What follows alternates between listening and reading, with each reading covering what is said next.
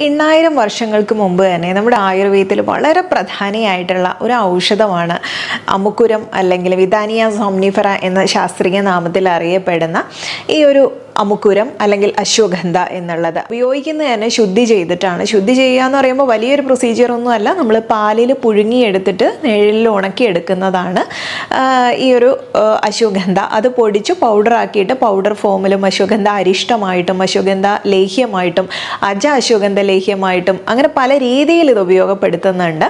അപ്പോൾ ഇത് നമുക്ക് പൊതുവേ നമ്മുടെ ഒരു ധാരണ എന്താണെന്ന് വെച്ചാൽ ഒന്നുകിൽ ലൈംഗിക പ്രശ്നങ്ങൾക്ക് വേണ്ടിയിട്ട് ഉദാഹരണക്കുറവുള്ള പ്രശ്നങ്ങളിലൊക്കെ തന്നെ നമ്മൾ ഉപയോഗപ്പെടുത്തുന്നു എന്നുള്ളത് മാത്രമാണല്ലേ.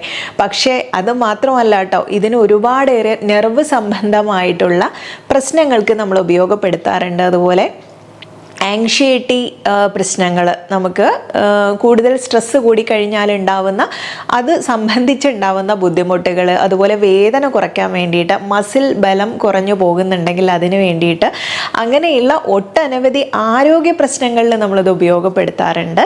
ഇനി അതുപോലെ തന്നെ ഈ അശ്വഗന്ധ തന്നെ നമുക്ക് നമ്മുടെ സ്കിന്നിലായാലും മുടിയുടെ ആരോഗ്യത്തിനായാലും ഒക്കെ ഉപയോഗപ്പെടുത്താറുണ്ട്. ഇതിപ്പം പൗഡർ രൂപത്തിലോ നിങ്ങൾ പാലിൽ മിക്സ് ചെയ്ത് കഴിക്കുന്ന ഒരു രീതിയാണ് ഏറ്റവും ഉചിതമായിട്ടുള്ളത്. പറയാൻ കാരണം നമ്മൾ ഈ അശ്വഗന്ധ ചെറിയ രീതിയിലൊരു പൊട്ടൻ്റ് ആയിട്ടുള്ള ഹെർബാണ്.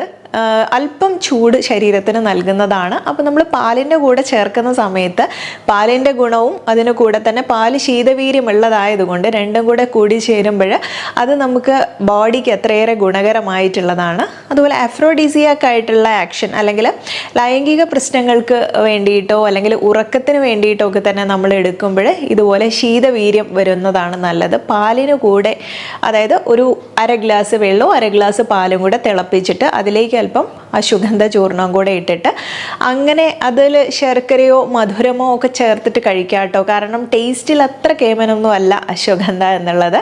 അപ്പോൾ ആ രീതിയിൽ നിങ്ങൾക്ക് ഉപയോഗപ്പെടുത്താം. കിടക്കുന്നതിന് 1 മണിക്കൂർ മുന്നേ ഇത് കുടിച്ചിട്ട് കിടക്കാം.